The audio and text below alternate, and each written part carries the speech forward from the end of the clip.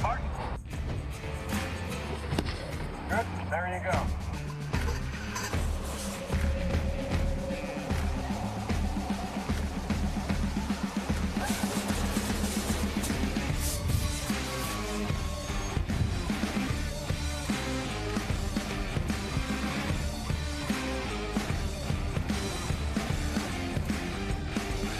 Good morning, everyone, and welcome to the first ever Bendix virtual product demo.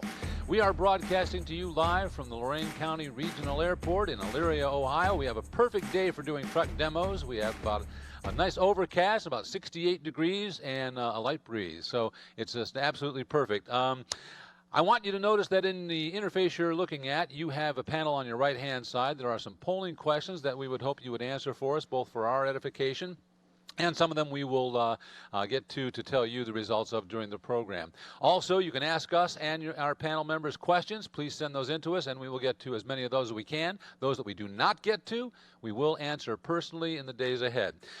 Joining me today to help kick things off are two people who know what they're talking about. Lance Hansen, Vice President of Fleet Aftermarket Sales and Service, Field Ops and Demo Team. Nice to have you with us, Lance. Thank you. And Nicole Oreskovic, Vice President of Marketing and Product Planning. So, Lance, this is a little bit different than the demos Bendix has done in the past. What's up with that?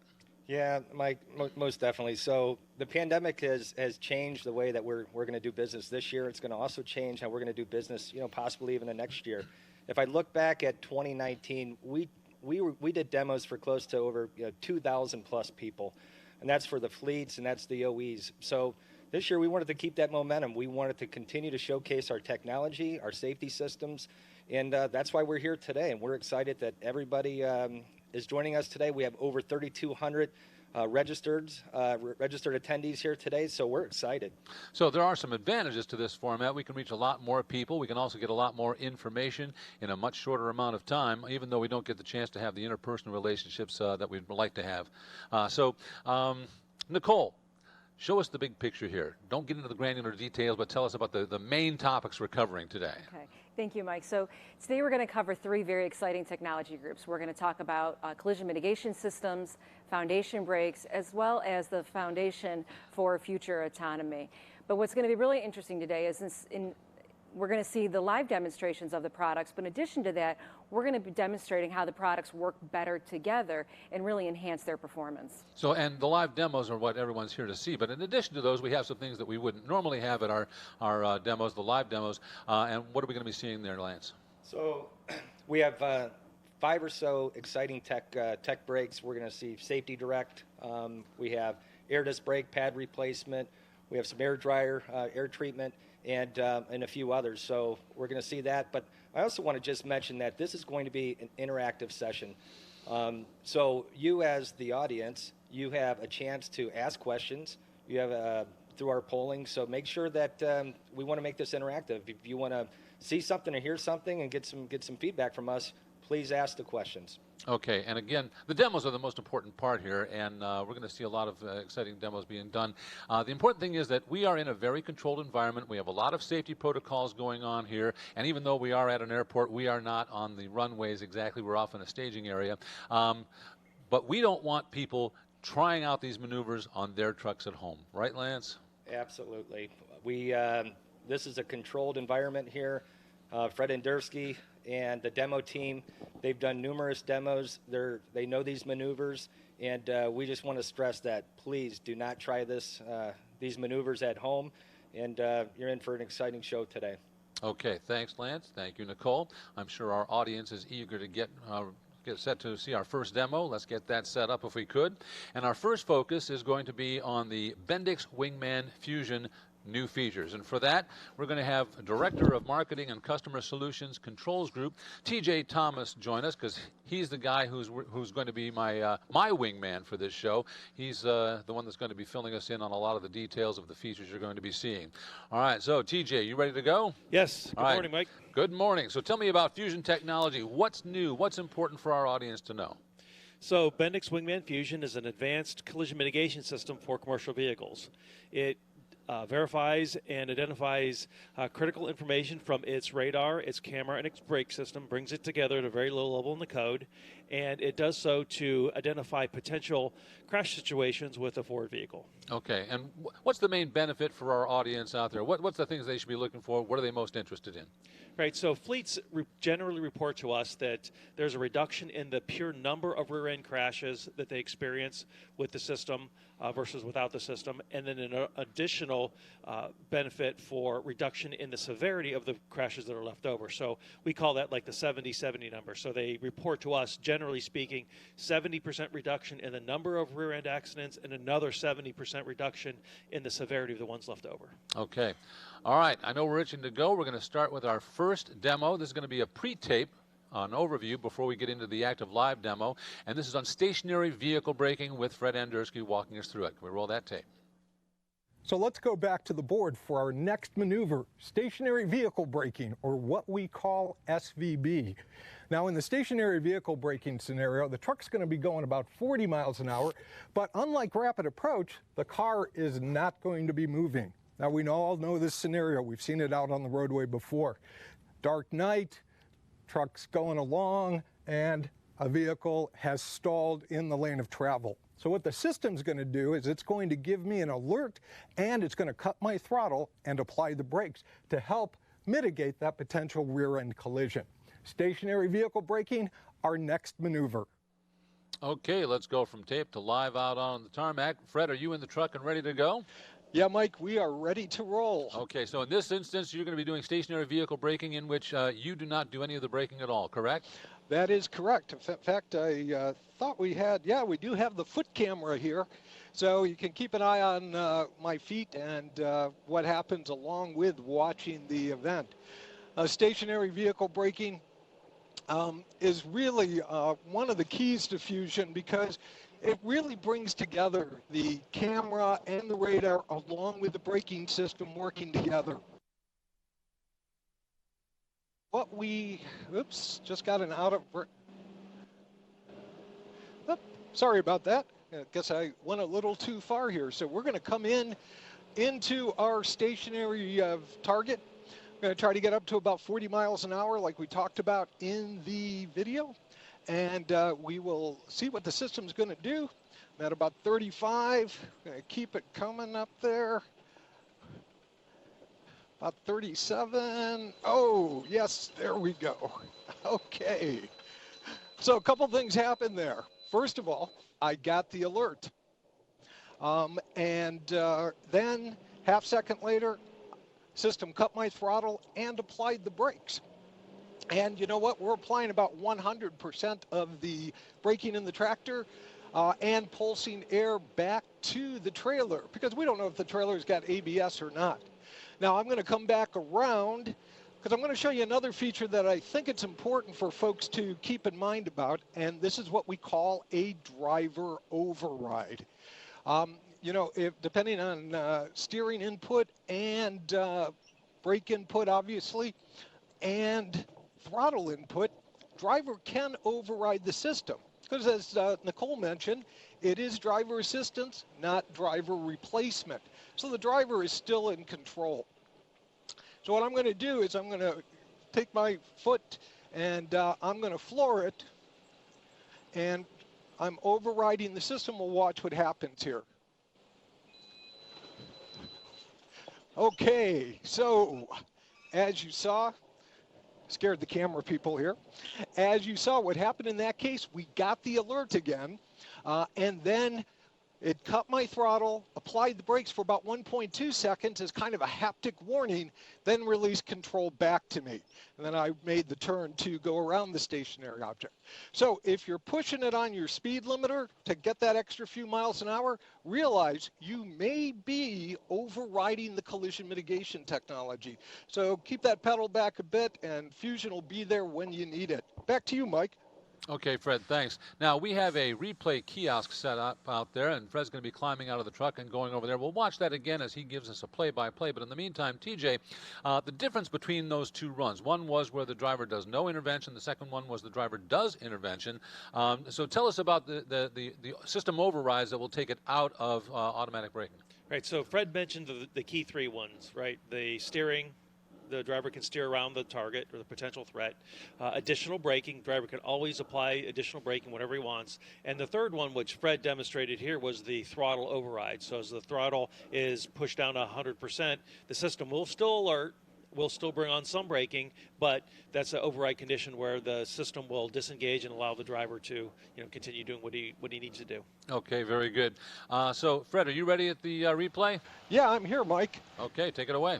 Okay, so here we come in, and this is going to be I believe this is going to be the driver override. So we're building up our speed, and again, camera, radar, braking system working together to give me the alert first and then the intervention. But because I've got it floored, you can see the intervention, but then it releases control back to me, and I'm able to swerve. And I can swerve because the collision mitigation is built on top of ESP, something we'll take a look at later. So back to you, Mike and TJ. Okay. So, TJ, anything you want to add about this this demo? Well, yeah, it highlights the fact that these are driver assistance systems, right? They're there to help the driver in case he or she has a bad day. Okay. And that is key. The driver is still the most important component in the system.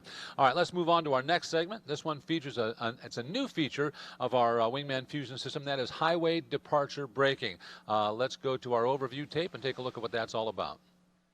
Truck drivers have a tough job, and sometimes fatigue can set in, and nothing is worse than a drowsy driver crash situation. You know, the kind where the driver drifts off the road and crashes. Some of them can be very serious, even deadly. So highway departure braking is a feature we're going to demonstrate next. And what's going to happen is I'm going to drive at about 35 miles an hour, and I'm going to drift off the road. And what the system is going to do is it's going to try to get me back re-engaged. It's going to give me a loud alert, and it's also going to apply the brakes and take out about 20 to 30 miles per hour. The goal being, get my attention back, get me back on the road. Or, in the worst case, at least take speed out of what would be a resulting crash. Highway departure braking, our next demonstration. Next demonstration is ready to go. We've got Fred in the truck for another run. You ready to go, Fred? Yeah, we're ready to roll, Mike. Okay, let's show us. Okay, so highway departure braking, this is really designed to help a drowsy or distracted driver. Because what we do is we're giving alerts and taking some speed off. So I'm going to get up to speed here, and we're going to drift right off. There's my alerts, highway departure imminent, and the system comes on and slows me down, but doesn't stop or park me, okay? So that's designed intentionally just to take some speed out, and really, what I think of it a lot as is a heavy-duty haptic alert to get that driver back engaged. Now I'm going to come back around again. We're going to do the same thing, but this time I'm going to take it over, since I am the driver, and show you how just steering input, throttle input gives us control back. So we'll take the situation, of the distracted driver or the drowsy driver, whichever case, and we'll drift off the road, show you how it can bring the driver back, okay? So what we get are 2-lane departure warnings. We're reading those lines. So we got our first. There's our first. We got our second. Hear that alert? It's like the submarine diving. Now I turn and turns everything off, and I'm back on the road. So that's highway departure braking. One of the new features we have in the Fusion with enhanced features system. Mike, back to you. Okay, well, we are heading back to the replay kiosk. We'll just ask a couple questions to TJ here. So TJ, one of the things we notice about that is when it goes off the road like that, we hear the alerts, and then it kicks in the braking. It only slows the truck down. It won't bring it to a stop. Is that correct? That's correct, yeah. You can think of this as an extension of lane departure warning. So if you notice, like you mentioned, there were 2 alerts. So the first alert is the I would call it the pure lane departure warning alert that people are used to.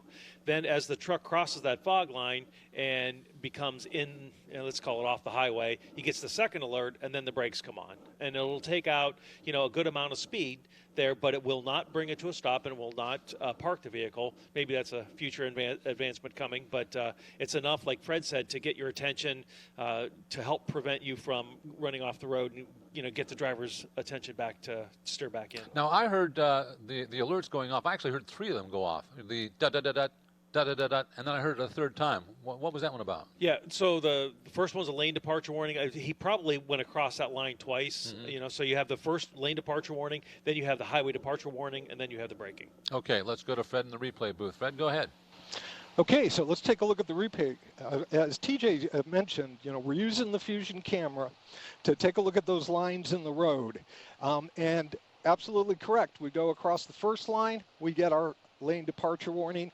Go across the second, get a lane departure, then into the highway departure braking warning, and then braking. And that warning in the highway departure braking, Mike, I'm glad you heard it because you're supposed to hear it. Sounds like a submarine dive command to me. And of course, I just steered, brought us back out of it, back onto the road. So bringing that drowsy driver or that distracted driver back into the action, that's really what the system's designed to do. So, Mike, back to you and TJ. Okay, and I was afraid you were going to submarine a little bit in the mud out there. I was wondering if you were going to get out of that okay. All right, so I want to ask you a quick question, TJ. If the driver uses the turn signal, obviously the system is not going to kick in, right? Right, it suppresses that alert. Yeah. Okay, all right, very good. Let's move on to our next topic, multi-lane autonomous emergency braking. Here's Fred with a pre-taped overview. Multi-lane autonomous emergency braking, or what we call multi-lane AEB, is going to be our next demonstration here at the Bendix virtual demo. And what multi-lane AEB does is it helps the driver in 2 situations. First, collision mitigation. Stationary vehicle here, driver's approaching it, system alerts and applies the brakes. But if the driver, who always has the option to swerves into the other lane and there's another vehicle there, with multi-lane AEB, we keep the braking when we start on the vehicle in the direct lane and even as the driver moves into the other lane, helping mitigate the potential rear-end collision with the other car. Multi-lane AEB, our next demonstration. All right, and like Chicken Man, Fred is everywhere, he's everywhere. And right now he's back in the truck to give us our live demo of multi-lane autonomous emergency braking. Fred, take it away. Okay, thank you, Mike. Yep, back in the truck again. And so this is going to be a little bit similar to the stationary vehicle braking we did earlier. But in the old Fusion, or the original Fusion technology, when the driver turned to avoid the stationary vehicle, the system would return control to the driver. Now, if there was another car in that lane, it was up to the driver to make sure they applied the appropriate braking. Now what we do is when there's another car in the lane, we continue the Fusion braking to give the driver that option and some additional time to handle the situation. We're at about 35. There's our stationary vehicle. I turned and the system kept my braking on, giving me enough time to be able to react and move into the other lane, or to add additional braking if that was the only lane I'd have. Now I'm going to go back around. I'm going to do it a second time. And what I'm going to do this time is, instead of going left towards the car, I'm going to go right around the car. And that'll give you a good idea of how the system works to return control to the driver. Oh, got a little stability intervention in there. That's just a preview of what we're going to do later when we do some stability maneuvers. So here we go. We're going to get our truck up to speed. And we're going to add our stationary vehicle. Funny, that looks like my wife's car. Uh-oh. this better work. There it is. And we go, turn, and it releases. So, multi-lane AEB, one of the new features on the Fusion with Enhanced Feature system. TJ, Mike, back to you guys. Okay, Fred, head over to the replay kiosk. TJ, when we rehearsed this the other day, we had a situation where Fred was approaching the vehicle. The autonomous braking kicks in. He makes the swerve. It sees the second vehicle, should see the second vehicle, but he actually corrected so much that he was going to miss that second vehicle, and it returned the control to him. Right. Right, exactly. So the system, that's what it does. You got to make sure you see what's going on in front of you, and when you steer away from that, either the first, it could be the first or the secondary target, steer away from it enough, it gives it a path indication, and the system does not engage any longer. Okay. Now, you may be hearing some airplane noise in the background. I forgot to mention that up front. We are at an active airport, so if you hear that noise, well, we'll just talk louder. TJ, this is really an extension of AEB itself, right? Exactly, yeah. So when we first released the system back in 2015, AEB was a marquee feature of it, and then since then we've enhanced that. So where this is pretty valuable is the situation that Fred just demonstrated.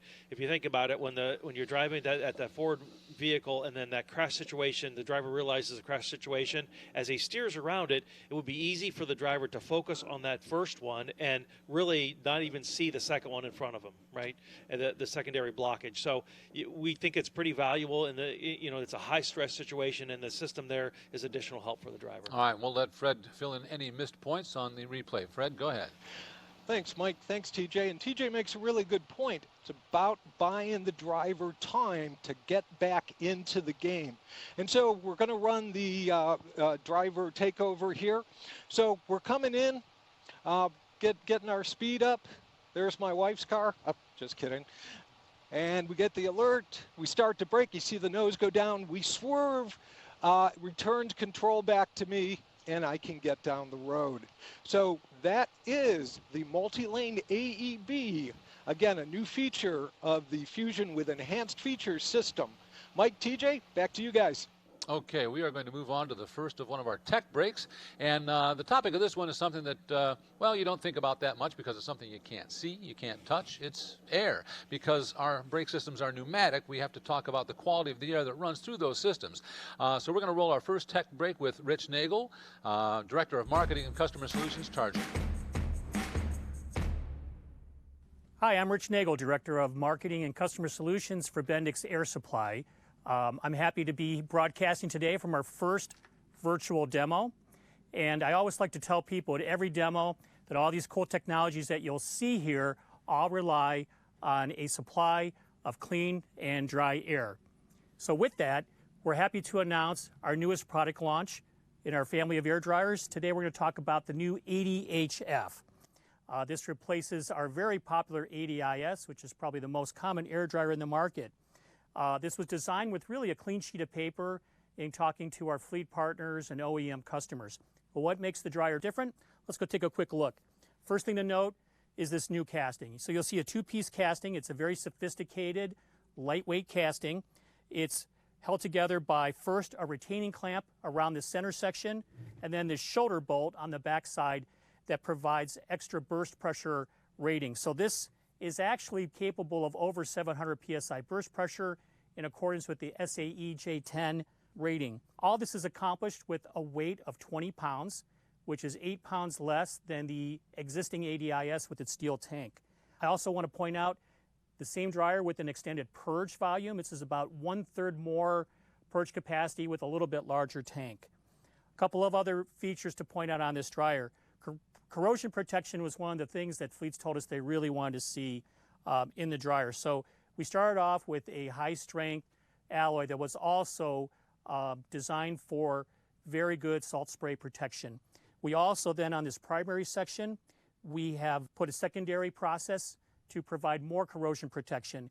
And what that does is it will result in long life for fleets and, of course, makes it easier for us to remanufacture in the future. Some other things to point out. This is a full function dryer. We have 4 pressure protection circuits. You can see the 4 valves here. We also have a number of ports on this casting, and we wanted to space out the ports to make it easier for technicians and installers to be able to turn wrenches. So not only did we give better spacing, but we actually put a few more ports here to help facilitate with the plumbing. Speaking of the pressure protection valves, they're really critical on this type of dryer. In the past, if a valve failed, we had to replace the entire dryer. You'll see here the ADHF has a brand new patented cartridge, very easy to replace, just removing the bolt and the retainer plate. Another thing that's really important to point out with this dryer is 100% oil coalescing. You'll see this blue PureGuard cartridge, same internal construction that we've had on all our PureGuard cartridges. It has a little larger thread interface, and that's there to prevent putting on a standard cartridge that could hurt warranty or hurt performance of the vehicle. Lastly, fleets don't want a lot of extra parts on the shelf. We were able to reuse the purge valve and the heater from the ADIS, and of course we use the common D2 governor, which is really popular, and so we've minimized the amount of extra parts you have to keep around. So with that, I'd like to thank you for your time today and enjoy the rest of the virtual demo. And Rich Nagel has joined us here in the booth. Rich, thanks for being here. Let me ask you a few questions about the ADHF. If you swap out an ADIS for an ADHF, does the purge tank still remain on the frame rail? So Mike, to get that 8-pound weight reduction on the ADHF, we designed a aluminum integrated purge tank, so the entire dryer comes off now. It's a little different than the ADIS. All right, and when you do swap those out, can you swap out an ADIS for an ADHF without changing anything else? So functionally, they're the same, but it wasn't designed to be just a drop in place. It takes a little extra effort to do a swap out. Okay, and since there are a lot of ADIS units in operation, are we going to continue production of those as well? Yeah, we made the ADIS for 20 years. We'll be manufacturing that dryer for quite a long time in the future. Okay, thanks, Rich. Now, we do have one of our polling questions that I have a response to. I currently use oil coalescing air dryer cartridges in my fleet, yes or no? And 65% of our respondents have said yes, they do. Is that about what you would expect, Rich? That's actually pretty good. I'm happy to hear that. Okay, let's go to some questions. Do we have any questions from our audience on this yet? Let's take a look. I don't see any on this topic at this point, so we will move on. Rich, are air dryers going to get smarter along with the rest of the truck? Yeah, it's kind of lagged here in North America, but if you look down the road a couple of years, the air dryers will have integrated control systems. They'll have a lot more intelligence, sensors. So yes, you'll see a much smarter generation of air dryers coming. All right, so TJ, how do fleets go about figuring the ROI on these technologies in general, or is there a return on investment at all? Yes, there is. There's a financial return on investment and what I like to call a human return on investment, both very important. So earlier we mentioned the 70-70 rule. You can use that as a pure kind of a calculation or projection on the number of rear-end accidents, and that can equate into dollars. We had talked earlier about the financial impact of that. So right now the numbers are, generally speaking, unfortunately $10 million for a fatality, $500,000 directionally for an injury, and about $50,000 for property damage. So you start to mitigate those accidents, the dollars get up there pretty quickly. And then, as I mentioned, the human cost for that just greatly outweighs that as well. So there's both both sides of that equation. Okay, and Rich, we do have a question from an audience member. Great. And this is pretty similar to what we already asked, but it's a little bit different. Can we upgrade a standard ADIS assembly with the ADHF air dryer easily? Depends on your definition of easily. It could take a little change in the airline routing, heater cable connection. It can be done, but it's not completely straightforward. Okay. All right, let's move on to our next pre-tape overview video on the topic of another fusion technology, and this is rapid approach braking. Let's take a look. Our next maneuver is what we call the rapid approach. Now let me give you the scenario. You're driving on the freeway in your truck, everybody's going a nice speed, you get distracted for a second, you look up, everybody's slowed down, okay? What we're going to show with the Bendix Wingman Fusion system is that the system is going to give us an alert and an intervention. We're going to be going about 50 miles per hour. The car is going to be about going 10 miles an hour, and we're going to come right up on it, scrubbing off about 40 miles per hour. The rapid approach maneuver coming up next, designed to help minimize or mitigate rear-end collisions. Okay, Fred, I can see the airplane took off just ahead of you, so I think your runway is clear. You want to head on out? Yeah, we're on our way. So if you had any doubts about us being at the airport, well, that should have put them aside. So what we're going to do, as we talked about, and by the way, I'm driving a Navistar LT, and we are at about 65,000 pounds. So that trailer back there does have some load in there. So you're kind of seeing the real world approach with our demonstration, which is something we really try to do. Now, we've got Tom up there in front of us. Oh, he decided to drive his new pickup today. Ah, boy, is he going to learn something. And what we're going to do is we're going to get up to speed. Because our taxiway is a little shorter, we're not going to quite get to 50, but I'm probably going to get to about 40, 45 miles an hour. Now, this is, you know, for that distracted driver when all of a sudden traffic slows down. Tom's now slowed down to about 5 miles an hour. And we come in. Oops, there's braking. And, well, that was interesting. So what did we have happen there?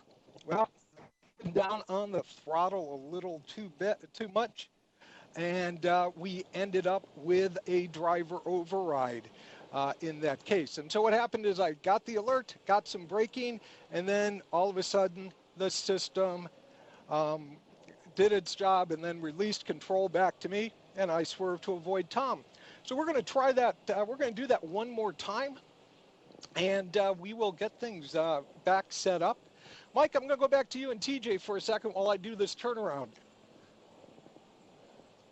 In that case, we talked about overrides before, and that is the system allows the driver to take over control. And according to what Fred said, that's exactly what happened here. Right. So what's really happening is he's trying to build up speed to do this maneuver, and to do that, your foot's all the way down on the throttle, and you need to get certain distance with the forward vehicle to make get the system to engage. And he was still in an override condition, so that's what happened there. Okay. So, this is a demonstration, right? We're at a live airport. There's airplanes flying around, and so I'm sure Fred will circle back around here and get that gap right. But that's what happened. That is the beauty of live broadcast. Anything can happen, but I will assure you that in every rehearsal before this, it worked the way it was supposed to, and just the way it was written on the script. But I will say it still reacted the way it's supposed to. Right, exactly. it is working the way it's supposed to. Yeah. It's just that we did have an override. All right, Fred, I see you rolling again. You want to take it over from here? Sure. So again, and I think TJ makes a good point here, and it's something we talked about a little bit before, being able to buy the driver time. So in that situation, I got some good initial braking, which if I was distracted would have brought me back into the game and helped me make the maneuver. So we're coming in again. Tom's gone down to 5. Here we come. And that was nice. We slowed way down, but didn't feel we were slowing down fast enough, so I took over. And again, it's driver assistance, not driver replacement, but that's the rapid approach. Mike, I'm going to head back over to the kiosk. I'll turn it back over to you and TJ. Okay, thanks, Fred. As you get back to the replay kiosk, TJ, now that was different than what we saw the first time. Obviously, the braking was working well. Yeah. So what that highlights is what Fred mentioned just before the run started was buying the driver additional time to react. So the alert came on, the braking came on, and the time to collision is what, we didn't call it out here, but that's what's going on here. It's stretching out that time to collision to give the driver more time to react. And this is the basic classic scenario where, we have drivers tell us, one driver story that we've heard is, he's driving along going up, actually a little slower than it's probably 35 miles an hour or so, and the traffic in front of him is kind of rubber banding a little bit, and it slows down, then it speeds up as if to continue to speed away. And just at that last moment, the driver watches the airplane go by. Yep.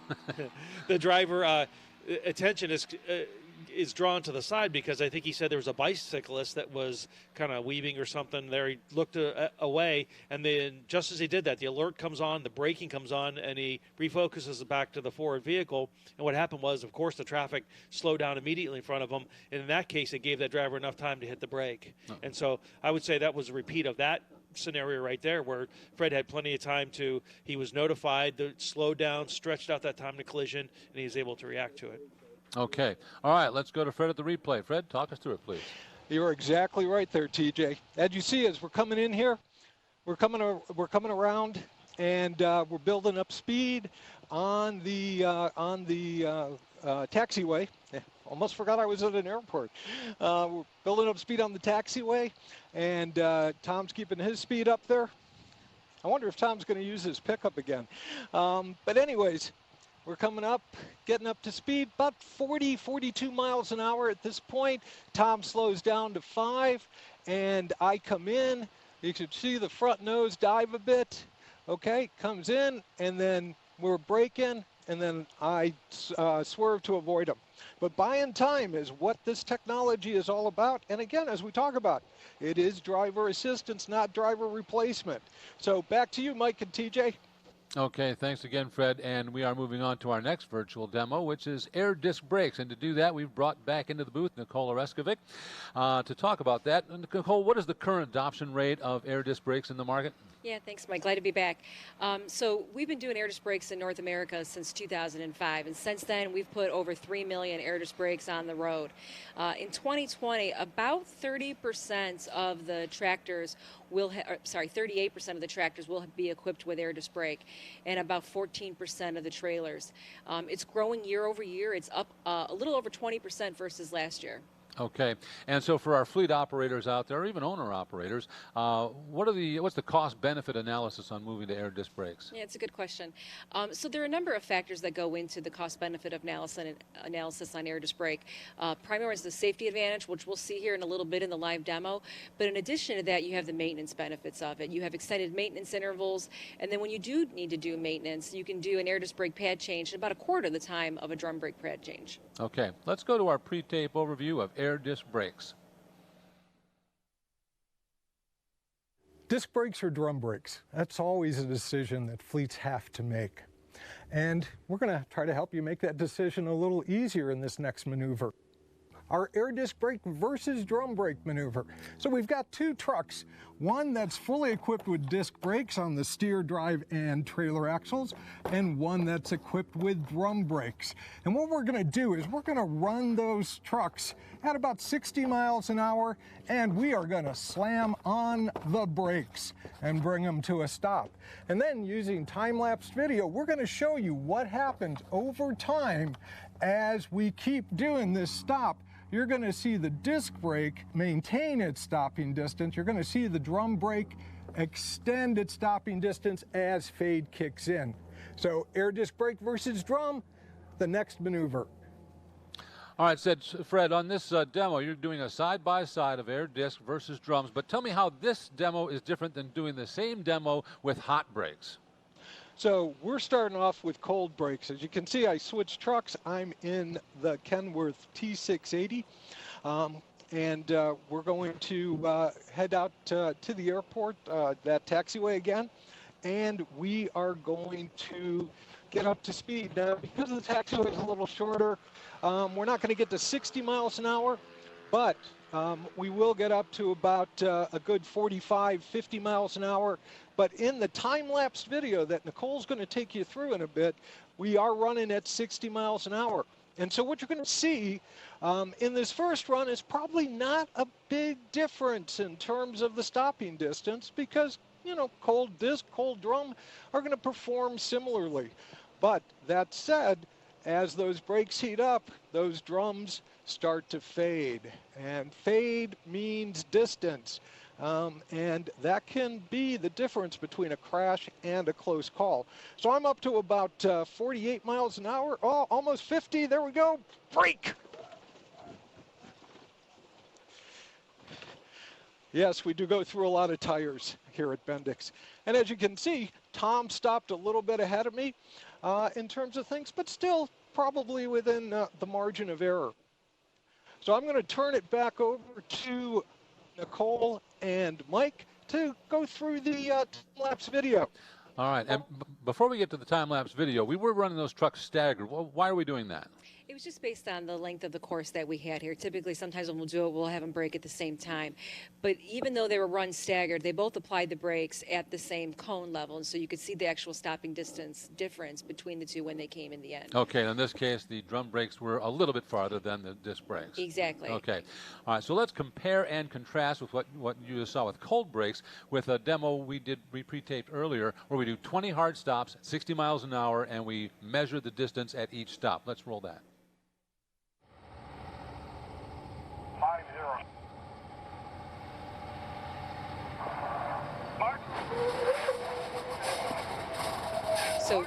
Fred mentioned while he was going through the live demonstration the concept of brake fade, and that's what we're going to see here over the 20 different runs that we've made. So the first pass 3 here was very similar to what we saw. But as disc brakes and drum brakes heat up, they have a different performance impact to that. And so as the drum brake heats up, the lining gets further away from the drum itself, and so you're not getting that same stopping power, and therefore your stopping distance is extending. What we're seeing... So it really is about the expansion of metal as opposed to a different coefficient of friction. Correct. Okay. So with the disc brake, the friction material is going to swell slightly, the rotor, and as it gets hotter, you're continuing to make contact between the friction material and the rotor, and that's delivering that consistent stopping power. All right, so wait, so here's pass number 10. Let's look at the difference here. So you can see it's getting quite extensive. So now you're talking about multiple car lengths between the disc and the drum. And the same is true, right, whether it's getting hot from multiple brake applications or whether those brakes are getting hot coming down the side of a mountain. So when we get here on the next one, it's pretty dramatic. But you can see from where the orange cone placements are, the disc brake is pretty close. I would say within 5 to 10 feet. I don't know, Mike, what your thoughts are on that. Okay, so I actually have the statistics that from the measurements they took during that run. On the very first stop with cold brakes, the difference was 190 feet to 169 feet. That was drum versus disc. By the time they got up to stop number 20, the difference went from 188 feet stopping distance with the air discs to 301 feet with the drums. And I want to make sure I get this right because I know that Fred did the research on this. He says that the standard deviation on those was on the Kenworth with the air disc brakes was only 10.2 feet, the distance of one 1960 Nash Metropolitan.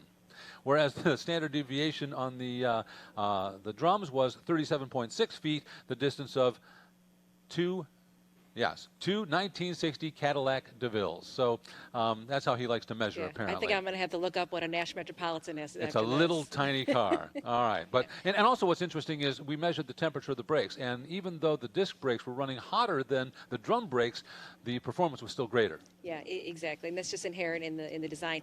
A key piece to note, though, in order to get the performance that we're seeing here, it's critical that you're using genuine OE service replacement parts. The friction material, whether it's a disc brake or a drum brake, will have an impact on the stopping distance performance. Okay, all right, and that segues nicely into our next demo, which is disc versus drum CMS braking, collision mitigation system. We have a pre-tape overview of that. Can we roll it, please? So wasn't that last demo kind of neat? The air disc brake versus the drum?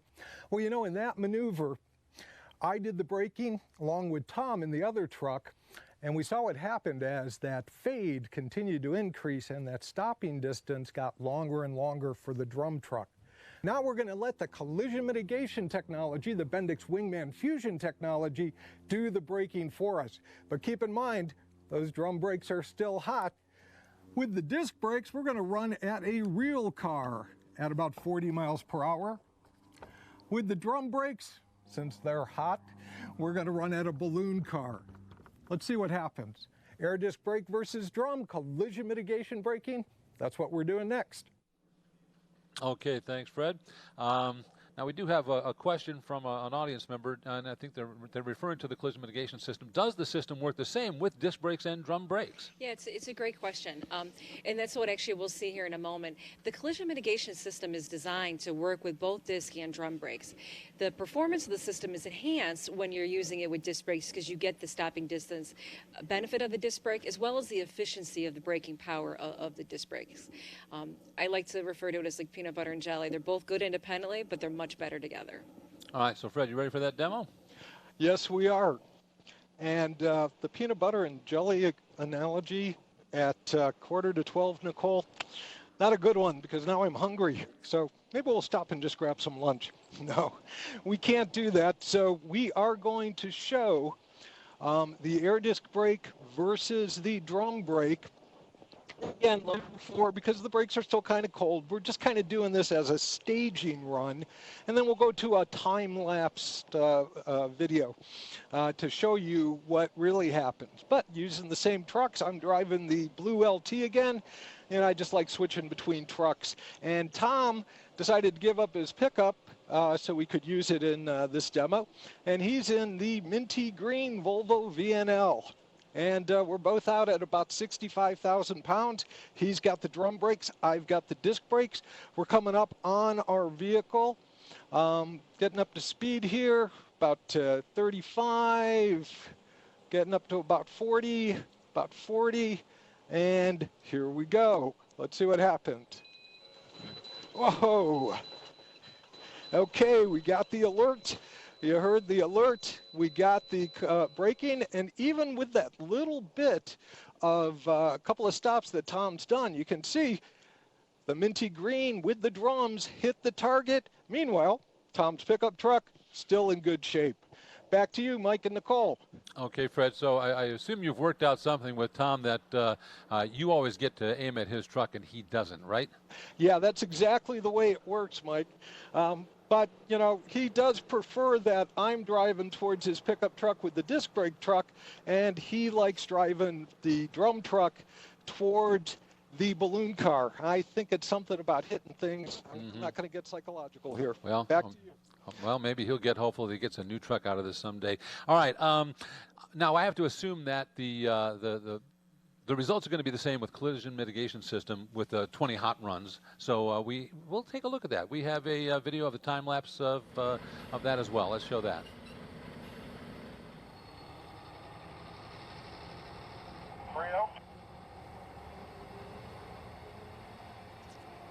So what we're seeing here is similar to the runs we were running earlier, but with the collision mitigation system. So the alerts are still occurring as they would whether it's disc or drum.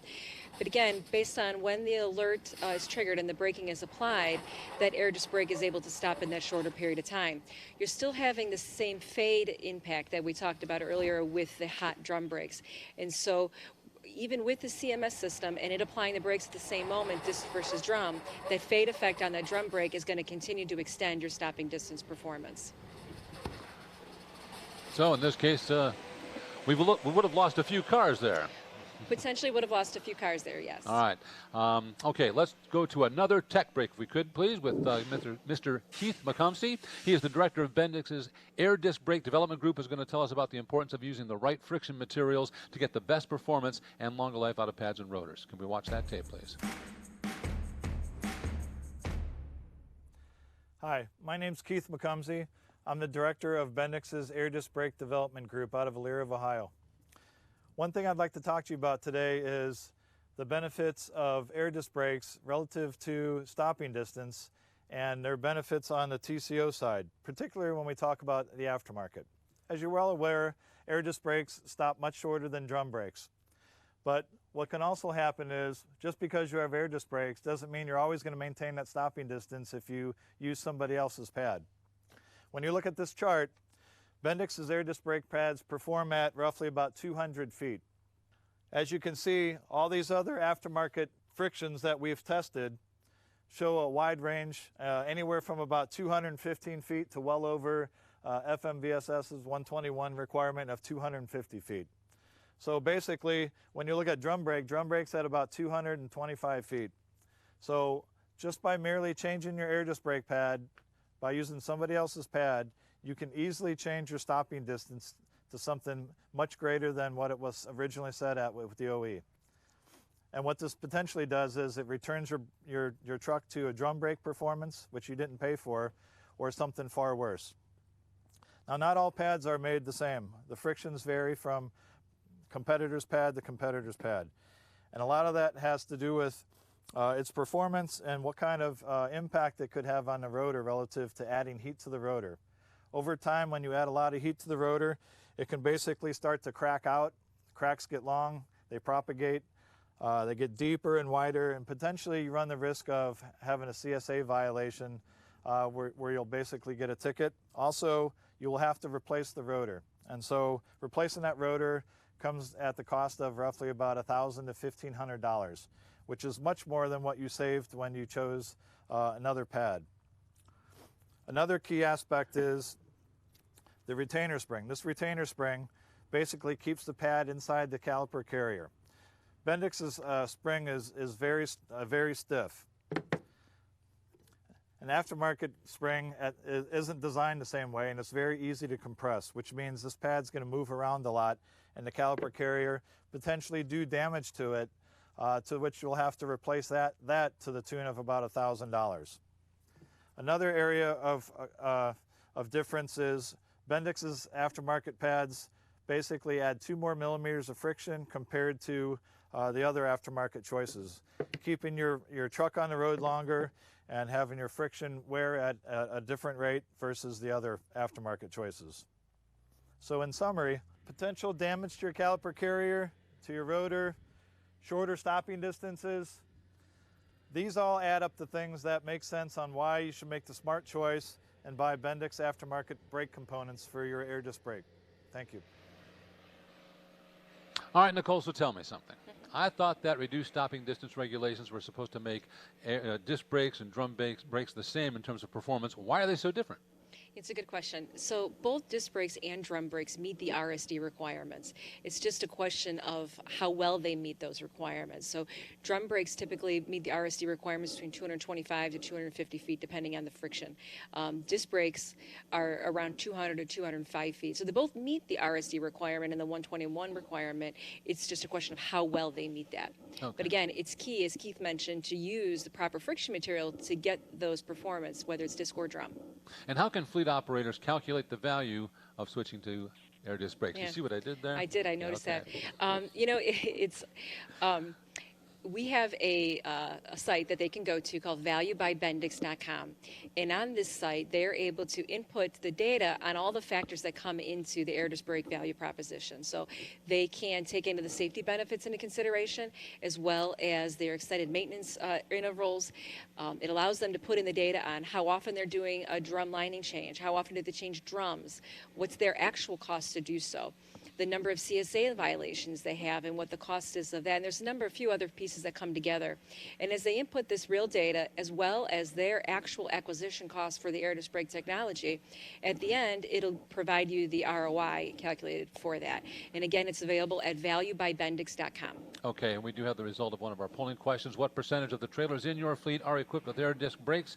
And 53% of our audience says less than 25% of their fleet are equipped. Yeah. Is that what you would expect? It's not surprising right now. We are seeing the trailer air disc brake adoption rate increasing year over year.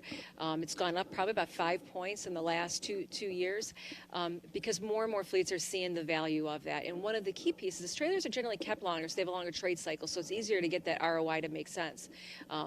They don't do as many brake applications, but the air disc brake will last very long on that application. Okay, now you mentioned reducing CSA violations or issues. How do disc brakes help there?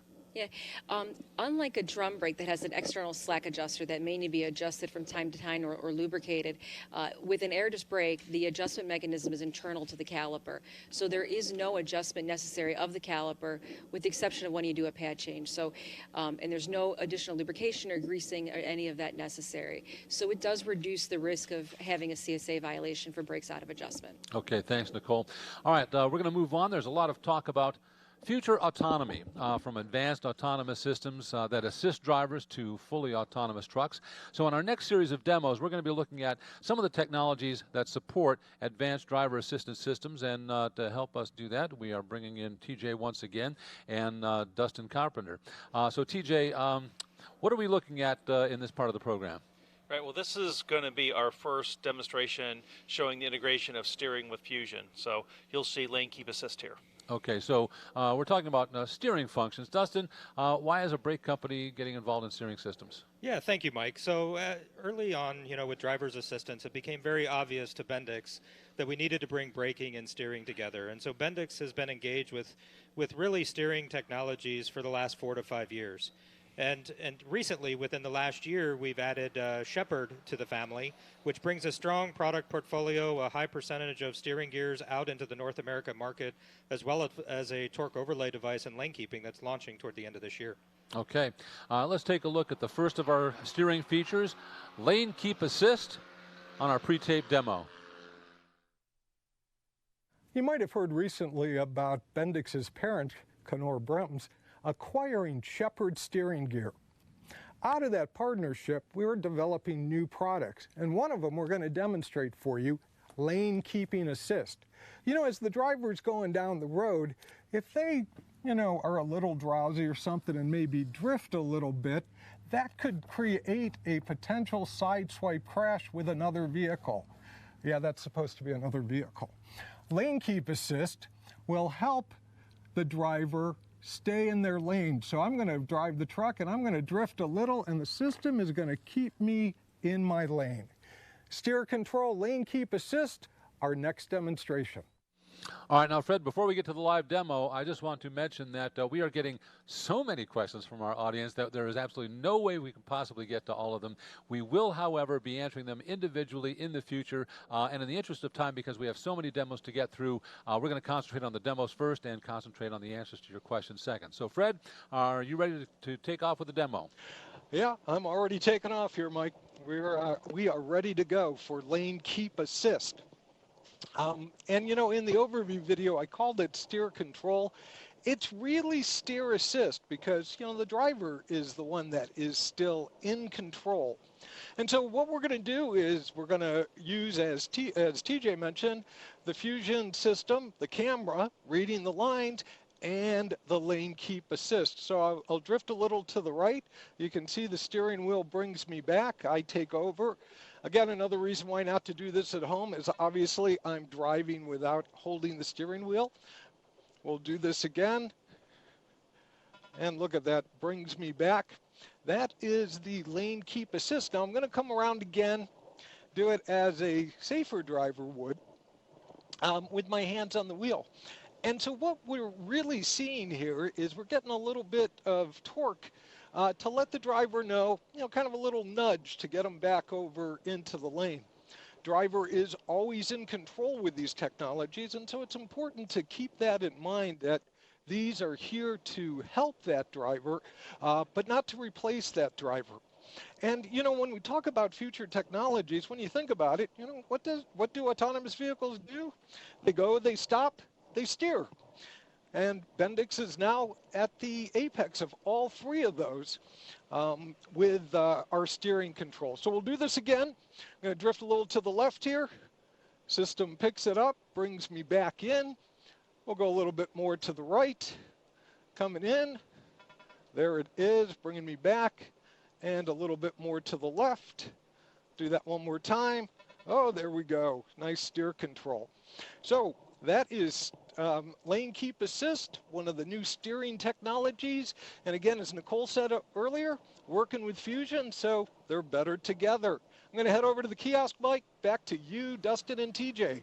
Okay, thanks, Fred. So, Dustin, this seems like a deceptively simple technology. It's, it's keeping the truck between the lanes, but there's a lot more going on behind the scenes.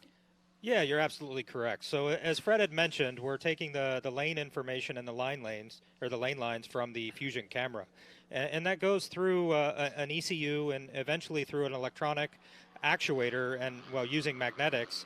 And it's adding torque that simulates what the driver would add. So it's really incremental torque to the driver. And based on the distance from the lane lines, it's using that actuator in order to bring it back into the lane and into the center. Again, the driver is always in control. The driver can always overcome that torque assistance, but it's definitely bringing them back into lane. Okay, and to your point, to be clear, it's not actually steering the truck; it's just assisting the driver. That is correct. Okay, Fred, are you ready at the replay booth? Yeah, I'm over here at the replay booth, and Dustin makes a really good point. I could easily have continued the lane change if I wanted to, just by adding a little more force on the steering wheel to make that turn. So here we are back in. We're going to watch both the steering wheel and the truck come out of the lane. We come across over to the right side. Oh, yeah, there it goes, pulling me back in. Again, continuing on to the left side, brings us back in. Now, it's always important to keep in mind, besides the fact that we're at an airport and just had a plane fly over, that the technology is really there to, again, help the driver. Driver should be in control, and please, don't drive with your hands off the wheel. I know TJ is going to give me a hard time about that when I get back to the tent. So back to you, Mike. Well, if you want, TJ could give you a hard time about it right now. Yeah, I wasn't going to wait till you get back to the 10. Yeah. I was going to say it now. Okay. One thing I want to know, and I assume like passenger car system with lane keep assist, if I use the turn signal, the system's not going to activate. Is that correct? Right. It suppresses the alert. Correct. Okay. Very good. All right. Another steering assist technology that is a reality today is active return. And to learn more about that, here's Fred again with a little bit of a chalk talk about that. Do we have that? Okay. Yeah, we're right here. Oh, we are live. Yeah, right here over at the whiteboard, steer assist active return, as Mike talked about. Now, this is a great technology, both from a safety and a driver comfort, reducing of stress and strain type of technology. So what I'm going to do is I'm going to take my truck, yes, this is a truck, and I'm going to do some 90-degree turns. Remember the old game 4 square? Well, we're just going to do 2 squares, but I'm actually going to make 90-degree turns with the truck. And what's going to happen while we're doing that? So there's my first square. Yeah, you can tell why I drive trucks, right? Yeah, boy, that is one ugly truck. So we're going to make those 90-degree turns. What's going to happen, though, is as we look at the steering wheel, as I turn to the left, I'm going to release the wheel, and it is going to return to center to keep me along my path. So you can think about the stress and strain that this will relieve. Also, too, it's not just going left. We will do some right turns as well. So, Mike, I'm going to hop in the truck, and we're going to get rolling. Okay. Now, during rehearsal, I was confused about this because I had no idea where he was going with this 4 square analogy. But essentially, he's just making, he's turning enough times to make a square is what he's talking about, right? Yes. All right. So can you give us a little more detail about active return and why it's important? Yeah. So active return, what it's doing there is as the driver takes the 90-degree turn, it utilizing the steer angle sensor, knowing where straight ahead is, it's really putting additional torque into the system from the electronics, taking it out of the driver's shoulders and arms, and straightening out the vehicle as you go forward or in reverse.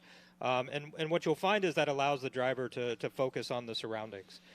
In addition to that, though, it's also effort, right? So torque overlay steering, or this electronic controlled steering, what it enables you to do is it also takes a lot of the city driving and effort out of the equation, and it lightens the loads when you're really the efforts when you're in city driving in those modes, where it also can stiffen it back up when you're at highway speeds. Okay. All right, Fred. Go ahead and drive your 2 squares, please. Okay. Well, you know what? Before I get to those 2 squares, Mike, I'm going to do something a little different. You know, Dustin mentioned the torque overlay steering. And so you can see I'm kind of turning the wheel, and it's not turning very lightly, okay? But I'm going to turn on the torque overlay steering, and I kind of call this, you know, super or hyper power steering. Watch this. I'm able to do 1 finger turning. Now imagine how much stress and strain that's going to take off you in terms of being easy to drive. And also, too, in fact, you know, getting more people into the driving profession. It's that easy. You know, you can see it's hardly any stress. Look at that. Man, I would love my car to have steering as good as this. But we did say we were going to talk about active steering. Or active return, and I am going to do those squares that Mike talked about and was having some confusion with. So here we go. We'll do the first. Here's my first 90. Now watch the steering wheel. Look at that. Comes right back. I'm going straight. Here's my second corner. Watch that. Here it comes. Oh, yeah, that is nice. That really is. But you can imagine, again, taking off the stress and strain for the driver, making it easy. Okay, so there's about my first square. Now, why don't we go to the right so you can see it not only works left and right, or left, it also works right. And there it goes again. And again, we're going to make another square or another turn here, another 90-degree, brings it back in. And hey, we're in our lane lines. Let's get into a lane here. So this is active return. I'm going to head back over to the kiosk for the instant replay. Mike, I'll send it back to you. I'm having too much fun here, man. Okay. All right. So, Dustin, the torque overlay steering is really handy when you're maneuvering, docking, tight situations, but you really want to have the system off when you're at highway speeds, right? Yeah, we want to stiffen it up so that the on-center feel and those react appropriately at highway speeds. The lighter effort, certainly as you're doing, let's say, city driving, a lot of tight turns, and focusing on your surroundings, that's where we'll adjust the speeds, and it is speed dependent. So all of that is certainly tunable by truck. Okay, great. And I want to add real quick here that really the questions you're sending in are really valuable both for us and of course for you to get answered. And these are the kinds of questions that we would be answering one-on-one if you were here live with us.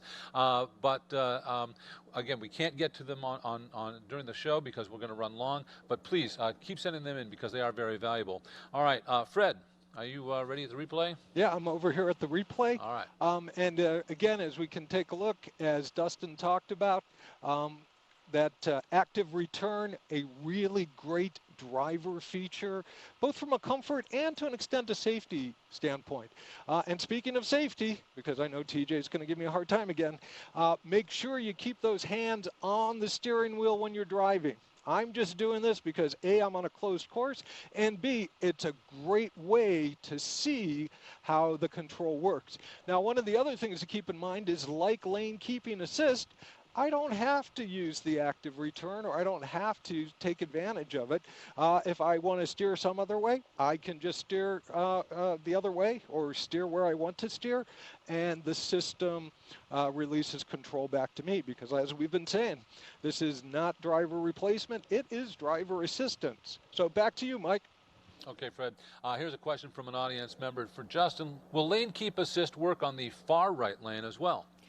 Yes, it's looking for both lane lines, whether it's left or right, and it will definitely keep you in that lane. And as you do a lane change, we talked about ways to suppress the system, and then once you get out of that suppression, then it will re-engage with the following line as well. Here's another. Can lane keep assist be turned off by the driver? You know, that's a good question, and that's an HMI or an interface discussion that is certainly developed depending on whoever the make of the truck is. Okay, TJ, what's been your response from the fleet owners that you've shown this to? Yeah, this is clearly aimed at reducing driver fatigue. Right, if you're maneuvering around a yard constantly, lower speeds like we've been talking about, this is really one of those features that drivers should really like for the reasons that Fred was talking about, that reduction of driver fatigue. Okay, and Dustin, tell us about disturbance suppression. What is that about? Yeah, so we talk a lot about comfort and active return and those items, but many of the drivers, as you're going cross country, you'll hit potholes, let's say road disturbances or other things, and those naturally make its way up through the wheel, through the steering column and into the steering wheel itself. What we're able to do with the torque overlay device or with the electric steering, we can actually take out those or minimize those so that it doesn't make its way into the steering wheel, into the driver, thus reducing any shoulder injuries or fatigue or other driver comfort related issues. Okay, let's move on to the next tech break, and this one is about another important technology that is part and parcel with all of our active assist systems, and that's data transfer, part of our Safety Direct program. And for this tech break, we've interviewed Michelle Hoon of the Safety Direct team with TJ. Let's go ahead and roll that interview. Thanks, Mike. TJ Thomas here at the track, and I'm with Michelle Hoon. She is part of our Safety Direct team. So I'm going to ask Michelle to introduce yourself. Thanks, TJ.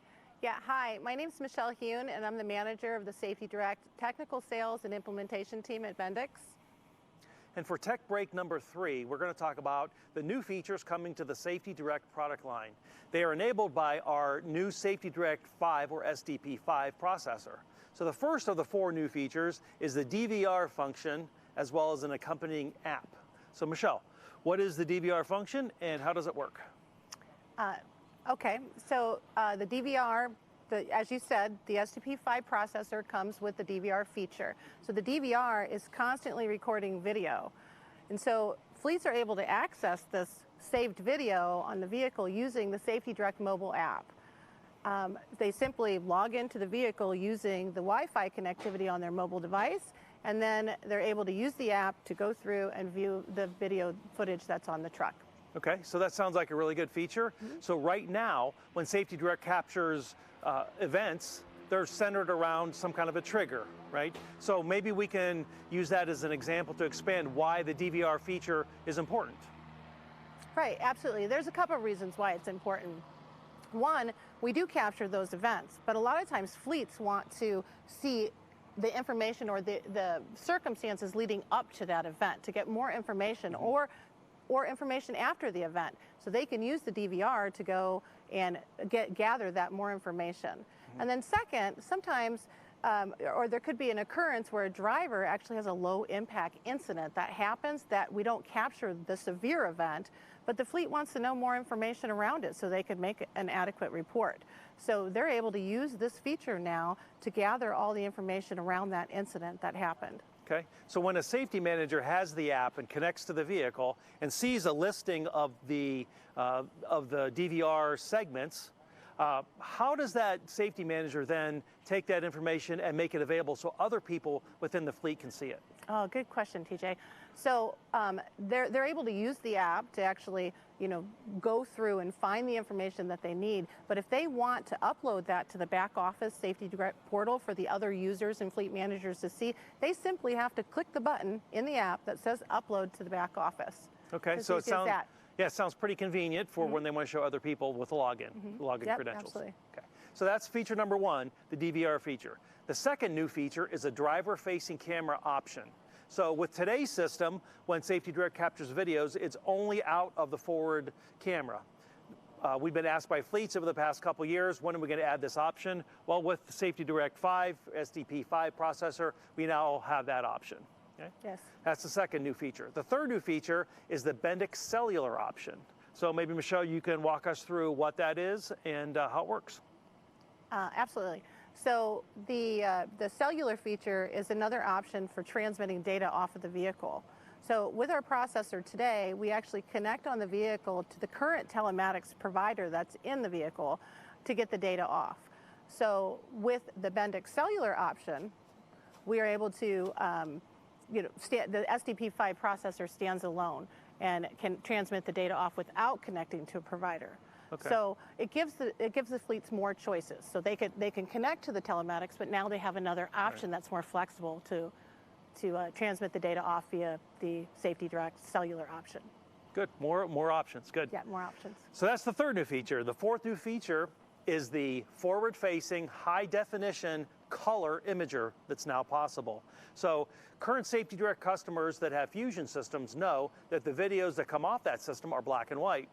And over the last couple of years, we've been asked by our customers, is there a way we can produce a higher quality or color image? So the answer is going to be yes. So Safety Direct Processor SDP5 supports that. So when fleets need to see that extra detail or extra clarity, we'll be able to offer that to them at that point. Yep. That's right. Good, so those are the four new features, and we're out of time for this Tech Talk, and I'm going to thank Michelle for her time and great information, and I'm going to send it back to Mike. Thank you. Thank you. And speaking of time, we are going to roll right into our next demo, another one of our foundations of future autonomy features, and that is Intellipark. Here's Fred on tape to tell you more. Driver gets to the end of a long, hard day, and a lot of times all they want to do is get out of that truck cab. And so sometimes they rush, and sometimes they forget to set that parking brake, and we end up having a rollaway or runaway crash. These crashes can be dangerous, they can be deadly, and they can be damaging. So how do you solve that problem? Bendix Intellipark is designed to automatically set the parking brake if the driver accidentally forgets to set the brake. The way the system works is we've got interlocks in the seat belt, any place the OE wants to put them. And if the driver gets out without setting the brake, we realize that, and then we automatically set the brake for them. Intellipark, our next demonstration here at the Bendix virtual demo. All right, Fred, well, I know you're ready to go as another plane takes off right over your head. Go ahead with your live demo, please. Yeah, the joys of doing demos at airports. So here is my Intellipark brake. You notice it looks a lot different than the typical MV3 or the push-pull valves that we see on most trucks, in fact, on all trucks today. unless it's a single unit truck, in which case it just has the PP1 valve. So notice a couple things about the Intellipark. First of all, it is a switch, okay? And notice the lights. Lights to me are really handy because I'm one of those guys who double checks his park brake to make sure it's on, that I've set the brake, because a lot of times the new dashes kind of make it difficult to tell whether that brake is all the way pushed in. But those lights stay on for a little bit. Now I'm going to turn those lights off, and let's pretend I didn't set the parking brake, okay, and I've just pulled in, and as you can see, I'm starting to roll a bit. Now what happens with Intellipark is we have interlocks. We have interlocks in the foot brake, in the seat belt, now watch the Intellipark, and the door, okay? Now those interlocks, you know, the OEM can decide where they are, and they'll probably put them in a lot of different places or a few different places in production. But the bottom line is we had the brake automatically come on. So the other nice thing about it is, hey, let's say I don't have my seatbelt on, it won't let me release, or my foot's not on the brake, it won't let me release the brake. So it encourages some safe habits. Okay, so again, one more time, just real quick, we'll release the brake. We'll roll a little bit. Okay, of course, we're not going to roll now, but foot off the brake, seat belt, door open, Intellipark. The future of braking. Back to you, Mike. Okay, and we actually have the old buttons and the new buttons here. We have the Intellipark buttons right here. Tell us about that, TJ. Yeah, so this is the typical MB3 that you'd see in a truck.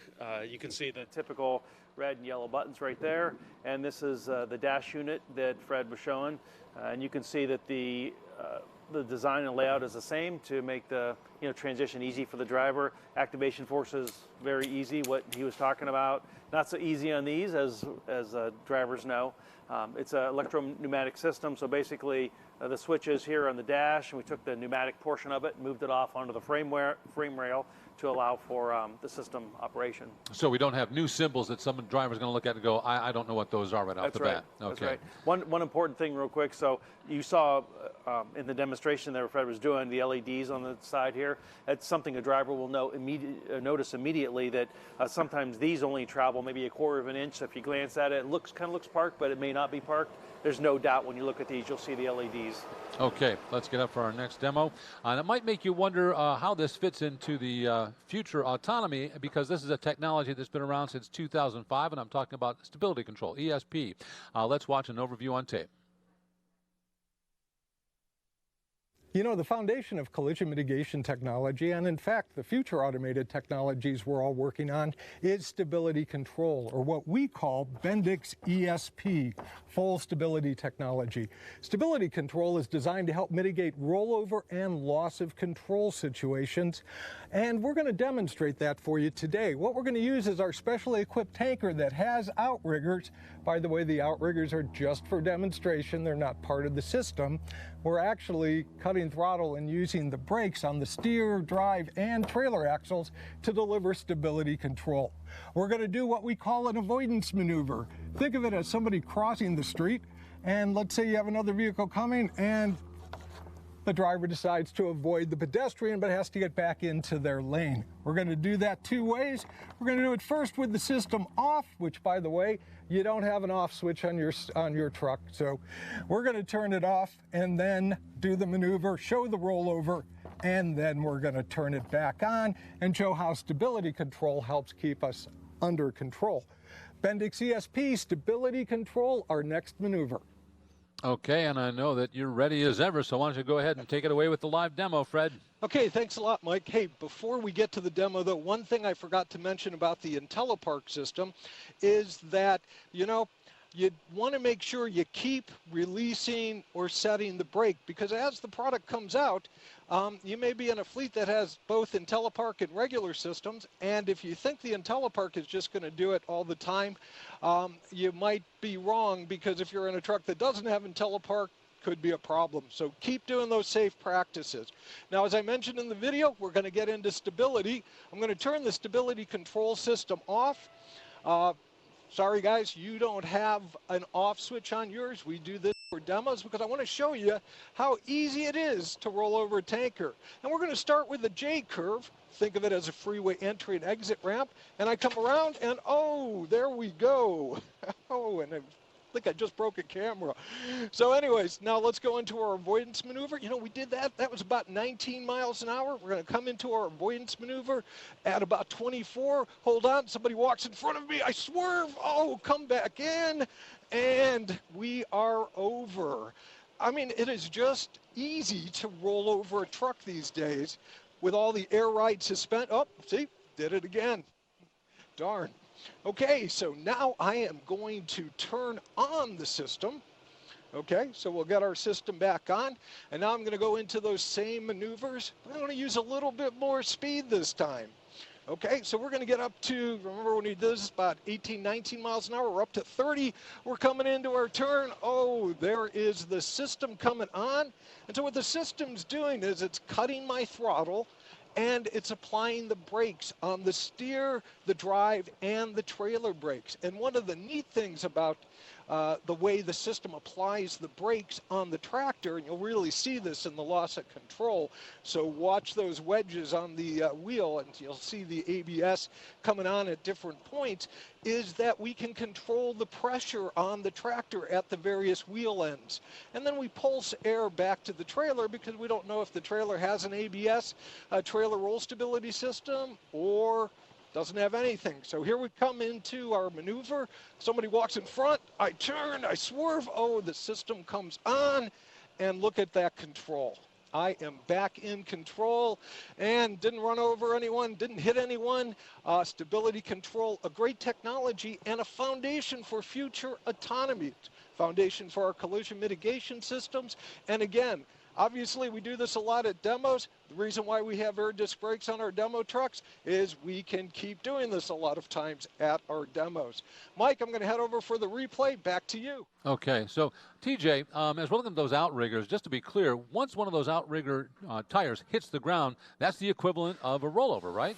Exactly. That's why we painted the stripes on it, to be honest with you, so you can see it. So when Fred does a J-turn or an avoidance maneuver, when the outriggers hit, the tires spin, it's easy to see. When the system is off, he comes around and turns the system back on, and notice the outriggers do not hit. And with the system on, when we saw the intervention, I mean, there was some pretty substantial things going on there between the braking and the deceleration. Right, right. I can tell you, every time we run this maneuver and you get people in the cab that are, you know, paying attention to what's going on, they believe that they can tell when a rollover is going to happen. But as you saw there, Fred was doing these maneuvers at like less than 20 miles an hour. So it doesn't take, you know, 50, 60 miles an hour to roll these things over. It's 20, you know, in many cases. So. And because of that, basically all the driver comfort that's been built into the cab, they're not feeling the trailer like they used to. Right, that's right. The trailer kind of goes first and brings the cab with it. By the time the cab comes along, it's too late. So. Okay, they have a very comfortable ride before they flip over. All right, let's go to Fred for the replay.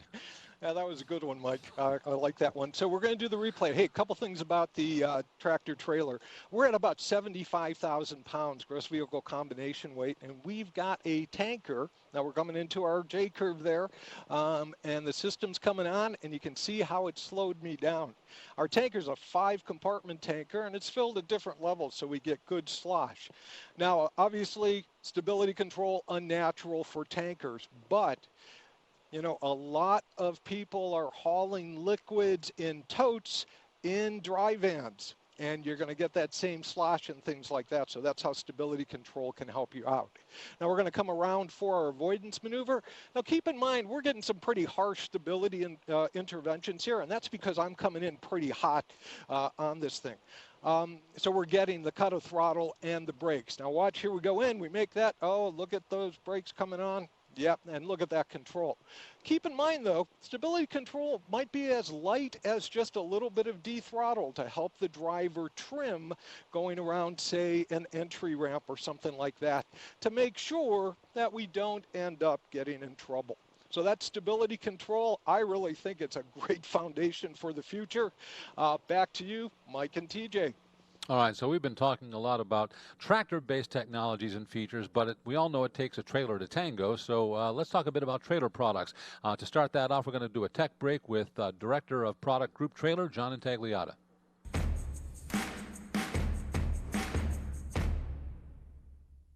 Hi, my name is John Intellipark, and I'm the product director for trailer products here at Bendix. At Bendix, we offer a full suite of trailer products, starting with the ABS system and working our way all the way down to the foundation brakes you'd find on the trailer. We have 4 different ABS systems that we offer, from a standard ABS to all the way up to a multi-channel ABS system that also includes trailer roll stability. Wheel end products, we have our air disc brake 22XLT, and we also offer slacks and chambers to support drum brake products. With an air disc brake, we have now added the ability to monitor the pad wear and tie that into our ABS system, which allows us to see when one of the pads reaches its wear indicator. We can offboard that message to the back office to a fleet, and they can take action on that. Why is that important? If you run your pads into your rotor, it's a very expensive repair. So by monitoring that and offloading that information, it gives the fleet information that they can address before it becomes a problem. With our advanced ABS, the 2 models here, the single channel and the multi-channel roll stability, those have XSIO that can be used to monitor things. Some of the features that we monitor are air pressure. When I say air pressure, we can monitor both the pressure in the tank and we can monitor the pressure in the emergency circuit. And you say, well, why is that important? Pressure in the tank determines if you have a service brakes when you're driving your vehicle and you go to stop. So you want to know if there's no pressure in your tank. Pressure in your emergency line is what's holding off your spring brakes. So if you have a leak in your emergency line, at about 60 PSI, your spring brakes are going to start to come on, they're going to start to drag, they're going to create heat and risk a thermal event potentially. We also offer tire pressure monitoring, which the sensors are mounted inside the tire. They measure both pressure and temperature. So if you start to see a buildup of heat in that tire, either from a bad bearing or from a dragging brake, that is going to migrate into the air in the tire. We're going to read that and we're going to alert on that temperature also. What it means is we can offer you products that can save you money, keep your trailers on the road, and reduce your maintenance. BW5020 is a perfect example for reduced maintenance. With disc brakes, the time to change a disc brake is 15 minutes compared to a half an hour for a drum brake. Disc brakes offer longer life. The BW5020 has the new 276 lining material, which has an 8% more wearable volume, further increasing its life. Air disc brakes are lighter. You can save anywhere from 40 to 60 pounds versus a comparable drum brake. And why is that important? The lighter your trailer, the more freight you can haul. At Bendix, we have a full line of products. You're very used to our truck products. We have a full line of trailer products to support your needs. All the way from the ABS systems down to the disc brake system and everything in between, as I mentioned. We have valves, parking brake valves, relay valves, quick release valves. We have slacks and chambers, and we have electronic tire pressure monitoring to support your needs. Why is that important? All of our products are designed to help you improve the safety of your trailers, reduce your cost of ownership, keep your vehicles on the road, and save money. And joining me here in the booth is John Intagliata himself. Now, John, before we get to some of the questions we have for you, we do have the result of one of our polling questions, and that is, do you think Intellipark would be a useful option for your trucks? And our respondents say 68% say yes. But the real question is, why would they say no? So I'll take that one. Okay, TJ, thank you. I think you're still learning what the features and benefits really are of it.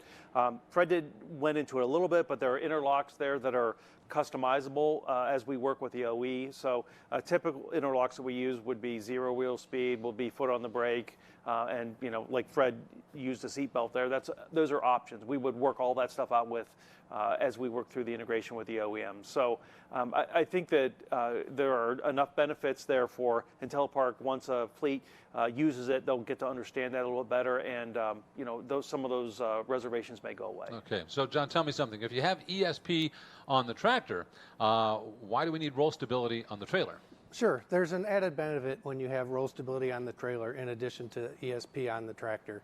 So ESP on the tractor doesn't really know the status of the trailer. It knows there's a trailer back there, doesn't know if the ABS is faulted, doesn't know necessarily the weight distribution of the trailer. So the lateral acceleration builds from the front, moves to the rear. When the trailer roll stability system sees that, it is able to come on harder than the ESP system on the truck. So it gives you an added braking benefit that you would not see only on the ESP system from the tractor. Okay. There's another one, Joe, jump in there real quick. Sorry to interrupt, Sure. but really, some fleets out there are trailer-based fleets and don't really own tractors, right? Exactly. So yeah, if you're a trailer-based fleet, your trailer is their main asset.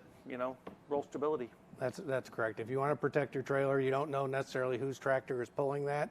Roll stability will protect that trailer. Right. Okay, very good. And I think we're going to bring Dustin in for a couple of questions here at the end. And again, the questions you've been sending in have been very valuable. We are fielding them all. We are answering some of them live here, as many as we can get to, and we will get to all of them as soon as we can. So tell me, how are the steering features integrated with Fusion? So, all right, so what you saw out here, lane keep assist is a perfect example, right? So steering system works with Fusion because the Fusion camera knows where you are in the lane and feeds that information to the steering system, and then the steering system will then adjust the position of the vehicle back into the lane. Okay. Are there other features of Intellipark that we haven't discussed? Yes. So Fred talked about the big one is the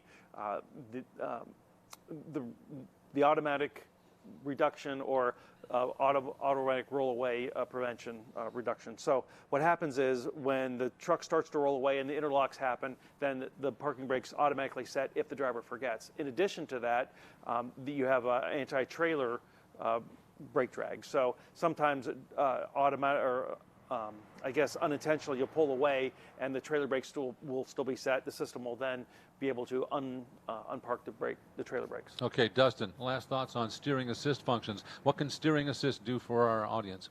Yeah, so for steering assist, we've talked a lot about the driver comfort, the road disturbances, the lane keeping assist, and as we go forward with this technology, we're building off of it as we get to more advanced functions like highway pilot and further autonomy. So the technology is out there, it's available with lane keeping, and we're building off of it as we go forward.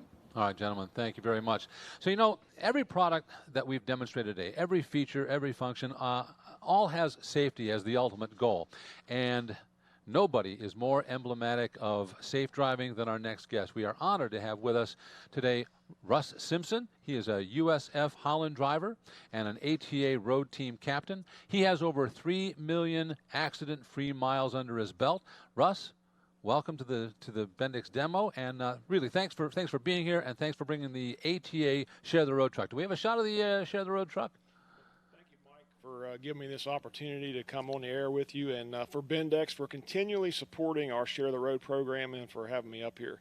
When I started my career 34 years ago, the biggest safety equipment on a truck back then was a seat belt. And you fast forward to 2020 and you see the things that the people here at Bendix are doing for our industry. It's just incredible. We can't thank them enough for what they do for highway safety. Well, looking at you, I can't believe you've been a driver for 34 years. You must have started driving at the tender age of 10. But as a safe driver, what's your take on the technologies you've seen here today? They must be pretty impressive to you. Yep. Our Mac Anthem behind us that we've shown has all the features that Fred has been demonstrating. By far, my favorite one is the adaptive cruise control. I'm very thankful that I haven't had a situation where I've had the other ones activate. It's been said many times today, it's a driver assist. And we as professional drivers don't ever want to have that. It's our goal not to have that system assist us, but we're glad it's on there. It's very good technology. Now, I know that the ATA Share the Road truck has a lot more features than a safety belt on it. So what's been your experience driving that truck on the road? Well, like I said, I really like the adaptive cruise control. I think that's something that it's very helpful to a lot of young drivers that I've trained. It's one of the good benefits of it. And if you had any words for the fleet operators out there as concerned these technologies, what would you have to say to them? I would say, make this video available to, whether you're a fleet of 6 trucks or 6,000 trucks, make every driver available to see this video. This technology is something that needs to be seen. That an hour out of their day to watch this versus turning a new guy loose in a brand new truck with an owner's manual, it's tenfold. Fred has really broken this down to where it's simplified this whole system to where we can understand what's happening with our trucks. Okay, well, Russ, thanks again for being here. We really appreciate it. And here's to your next 1,000,000 miles on the road. Thank you very much. Accident-free. Thanks again. All right. We have had a great time today bringing you these Bendix technologies, but we are rounding third and heading home, and time to wrap this up. And we're going to wrap it up with the people that helped us kick us off, and that is Lance and Lance Hansen and Nicole Oreskovic. I almost blanked on your name there for a second. Nicole, any final words for our audience? Yeah, thank you. You know, we had a lot of fun pulling this together today, and really appreciate everyone from tuning in and joining us live to go through this. Because of your participation today, we have raised $10,000 for the St. Christopher Truckers Relief Fund. So very excited about that. Also want to thank Russ for joining us. We were really glad that Russ could be here today and also participate. So we had a great time. Hope you all enjoyed it back home. All right, Lance? Yeah, so again, thank you for participating on the behalf of the whole Bendix team. We really appreciate your support in attending today. We had a great turnout. One thing I just wanted to comment on, I mean, so this recording, we recorded everything. It's going to be available at 2 o'clock today Eastern Time at the same website that you entered into today. Make sure that you work with you know, with your IT folks to get through some of the firewall issues and whatnot. But for the most part, we had a great turnout today. And then also, this will be played back at bendix.com and also knowledgedoc.com. So again, thank you for your participation and a nice sigh of relief. And thank you to the demo team for putting such a great event on, and also our production crew, Cinecraft, for all that you did today. Job well done. Thank you. Thanks, Lance. Thank you, Nicole, and TJ, Dustin, John, and all the others that helped us out in the booth here. And we'd like to go to our entire Bendix team who are standing out by the ATA Share the Road truck to say goodbye. Say goodbye, everybody. Give us a good wave to our highly skilled, highly trained technical staff who made all this possible. Thank you. And to all of you out there, thanks for joining us. And like Russ Simpson, drive safe.